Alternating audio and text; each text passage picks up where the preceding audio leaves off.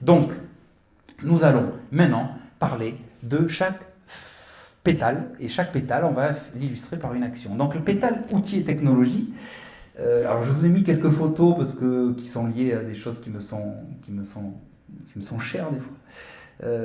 Outils et technologies, c'est comment on va se questionner en tout cas sur la réutilisation et recyclage inventif.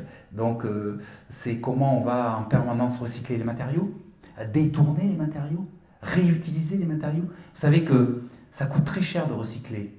Hein, ça coûte très cher. En termes d'énergie, c'est énorme. En termes de coût économique, je ne vous en parle même pas, mais en termes énergétiques, c'est énorme de recycler. Vous voyez, mieux vaut réutiliser, mais réemployer déjà. Quand vous avez un objet, essayez d'être créatif et de le réemployer. Par exemple, vous voyez la baignoire là, qui a été récupérée. Cette baignoire qui en plus fait le bonheur de ceux qui adorent taguer ou qui adorent jouer sur des peintures particulières, donc vous pouvez complètement la mettre en valeur. Cette baignoire-là, vous pouvez en effet la cultiver. Moi, j'en utilise baignoire pour faire de la phytoépuration, tout simplement. Comment je réutilise les baignoires. Vraiment très bien pour ça. Mais vous pouvez... Alors ça, la serre que vous voyez là, c'est des expérimentations que l'on mène. C'est que moi, à un moment donné, je dis moi parce que ça vient de moi, mais ça fait... je voyais des serres beaucoup en plastique et je me disais, mais pourquoi il n'y a aucune récupération d'eau sur les serres? Les tunnels plastiques, les maraîchers qui ont ça, les agriculteurs, et même les particuliers, des fois des serres froides, aucune récupération. Moi, j'en ai jamais vu, depuis que je sillonne, jamais vu de récupération. Et donc, je me suis posé cette question-là, et avec des amis, on a essayé d'expérimenter, de trouver des solutions. Solution, elle est là, vous la voyez en haut, c'est comment, par du plastique. Alors, le plus compliqué, c'était de trouver l'adhésif pour que ça tienne. Donc là, on a beaucoup expérimenté. Donc, je peux vous le donner, l'adhésif, parce que moi, je n'ai pas de copyright. C'est l'adhésif des panneaux isolants. Donc vous prenez cet adhésif, il est génial.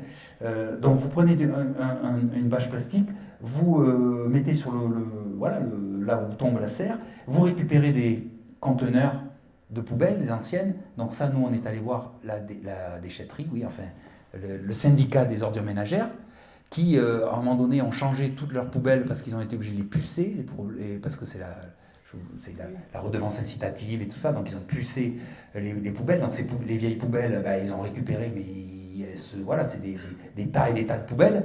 Donc vous pouvez les récupérer, vous les étanchéifiez en bas, et puis vous avez gratuitement sur des roulettes vos bacs de récupérateurs d'eau.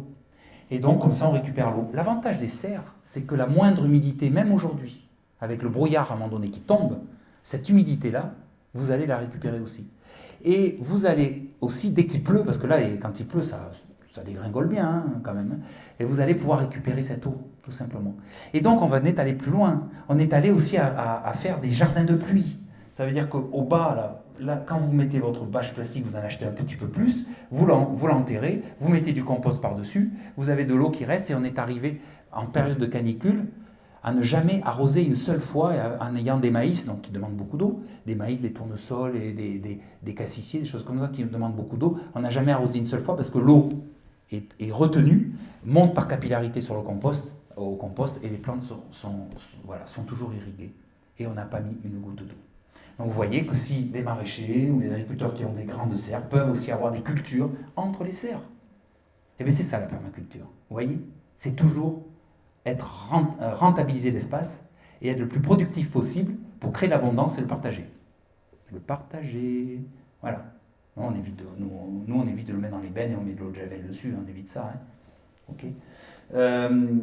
Et puis voilà, et puis vous avez à Cuba, en bas, comment les pneus, ils les détournent en permanence, ils font des choses incroyables. On a fait un méthaniseur aussi individuel.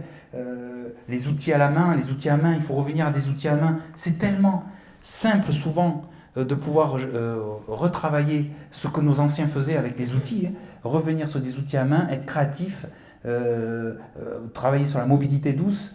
La mobilité douce, c'est forcément tout ce qui est vélo, tout ce qui est traction animale aussi, tout ce qui améliore un peu l'efficacité du corps humain, c'est-à-dire qu'en plus de ça, vous faites du sport, c'est très bien. Les calèches collectives, on peut imaginer les calèches collectives avoir, à un moment donné, qu'est-ce que ça peut être sympa d'être en calèche, avoir derrière des... Alors, on va dire, on revient en arrière, tatati, pour mobile et tout ça. Oui, mais ça peut être aussi, regardez le débardage, des cavaillages qui se font de plus en plus dans les vignes, et puis des grands domaines même, qui font maintenant ça, parce qu'ils voient l'avantage que ça a d'avoir des animaux qui reviennent dans les systèmes. Donc pourquoi pas, quitte à avoir un animal de trait, d'avoir aussi un animal qui puisse procurer, comme un âne et tout ça, d'avoir une carriole derrière pour avoir une mobilité. Donc ça, il faut en tout cas, on peut se poser ces questions-là. Foyer à bois, valorisation énergétique, valorisation des déchets forestiers en charbon de bois, comment on va faire la cogénération, comment on va utiliser des micro-éoliennes, comment on va faire travailler sur les micro-turbines. Il y a beaucoup de choses maintenant qui sont très avancées en termes techniques là-dessus. Comment on va utiliser des énergies renouvelables, raccordées au réseau, comment on va donc remettre dans le réseau, comment on va pouvoir stocker les énergies, ça c'est vraiment très important, les ballons accumulateurs d'énergie, les réservoirs, tout ce qui est air comprimé, toutes ces techniques-là, ces techniques relativement simples de stockage de l'énergie, on les connaît, hein, on peut les réutiliser. Et l'ingénierie de la transition, c'est-à-dire comment on va relocaliser la maintenance, comment on va faire que les produits que l'on crée aujourd'hui, on puisse les réparer déjà. Déjà, qu'on puisse les réparer. Vous voyez, que l'obsolescence programmée, tout ça, c'est fini. Qu'on puisse réapprendre à réparer. Qu'on puisse créer de l'activité économique par la réparation. Que que des métiers de réparation existent sur le territoire. Et comment on peut faire que il y ait, je sais pas moi, de la maintenance qui puisse être faite aussi par des personnes qui sont très manuelles et qui peuvent revenir sur des territoires, mais à une condition, c'est qu'on puisse construire des objets qui puissent être maintenus. C'est ça le truc. Ça veut dire qu'on puisse construire des objets qui puissent être réparés. Et qui puissent être réparés longtemps, pour qu'on n'ait pas à le recycler, qui coûte très cher, mais à le réemployer, ce qui est différent, et à créer l'activité autour. Donc c'est ce qu'on appelle l'ingénierie de la transition, mais aussi les villes en transition, ça en participe. C'est comment on va réfléchir une ville différemment, comment on va la réfléchir de manière citoyenne aussi. C'est toutes ces réflexions de transition qui vont être importantes. Et puis dans ce pétale-là, moi j'avais envie de vous faire un clin d'œil sur une action que je mène maintenant depuis 2011 à Cuba. Cuba, c'est mes premières armes en permaculture. Hein. J'ai été formé, commencé à Cuba. Cuba, ils sont très en avance sur la permaculture. Ils ont été formés par les Australiens, par notamment Francis Robin, qui a été ma formatrice en permaculture, une des plus grandes formatrices une des plus grandes permacultrices au monde, qui a travaillé beaucoup avec Bill Mollison et tout, qui a créé le collège de permaculture australien. Donc j'ai fait en sorte que je puisse aussi bénéficier de sa formation, qui a été un moment inoubliable. C'est beaucoup d'heures, hein, se former en permaculture. Hein. C'est beaucoup d'heures, c'est beaucoup de théorie, c'est beaucoup de... Et d'ailleurs, elle disait, il faut apprendre tout le temps. C'est être curieux et apprendre. C'est ça aussi la permaculture, c'est être curieux et apprendre. Et c'est tellement simple aujourd'hui d'apprendre. C'est tellement simple quand on a de trouver des réponses dans les livres, sur Internet, avec les communautés qu'on a autour, avec les connaissances que l'on peut avoir, que il faut y aller, quoi. Il ne faut pas s'interdire de faire ça. Et donc à Cuba, nous menons avec nos amis cubains tout un système, on met en place un système en permaculture, un système sur 500 hectares, et là où on travaille tout avec les matériaux du coin et avec les énergies possibles du coin, du site, avec les communautés cubaines, pour permettre qu'il puisse y avoir une vraie logique économique, une vraie logique sociale, une vraie logique environnementale. Dessous, on a les plus belles grottes de Cuba, dessous là, ce que vous voyez là, et c'est comment on protège les grottes, parce que l'idée est venue comme ça, c'est que les grottes étaient menacées, parce que c'était une ancienne industrie de poules qui avait avant dessus, et les sols étaient tellement érodés que dès qu'il pleuvait, ça pénétrait, et ça allait jusque dans les grottes, et des grottes qui sont des réserves de Cuba, donc des très très belles grottes, il y en a très peu dans le monde comme ça, en plus de cette nature-là, étaient menacées, et donc il a fallu reforester, retravailler le sol pour qu'il n'y ait plus ces percolations qui aillent dans les grottes. Et la permaculture a été une réponse. Et donc aujourd'hui, voilà ce qu'on arrive à faire. Alors on ne voit pas très bien, c'est quelques exemples, mais en termes d'outils et technologies, les Cubains sont très en avance. Pourquoi? Parce que d'abord, ils sont très instruits. Et donc, quand on est instruit, eh bien, on arrive à trouver des solutions plus facilement avec les peu de moyens qu'ils ont, donc avec ceux qu'ils ont autour. Et donc, comment on va créer de l'habitation, comment on va créer des systèmes solaires, comment on va créer de l'éolien, comment aussi on va créer... Regardez en bas, par exemple, c'est comment on n'a pas les moyens d'acheter des bétons armés, hein, de l'armature pour faire du béton. Et bien comment on va utiliser c'est une plante très très dure, le bois, qui va servir d'armer le béton.